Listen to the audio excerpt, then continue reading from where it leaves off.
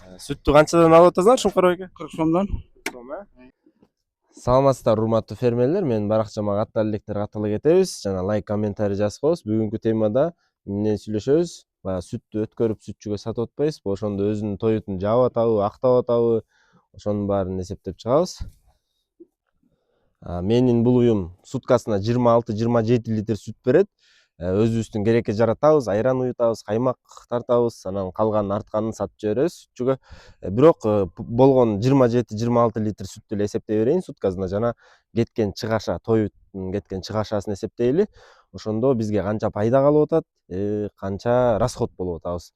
Менин уюм күнүнө 12 килограмм беде чөп жейт, арпа жемин 5 килограмм жейт, улпактуу болсо 2 килограмм жейт. Негизи кыргыздар эмгек акыны эсептебейбиз, ал туура эмес. Күнүнө 250 сомдон эсептедим эмгек акыны. 7 күндүк киреше жана чыгашаны эсептеп чыктым.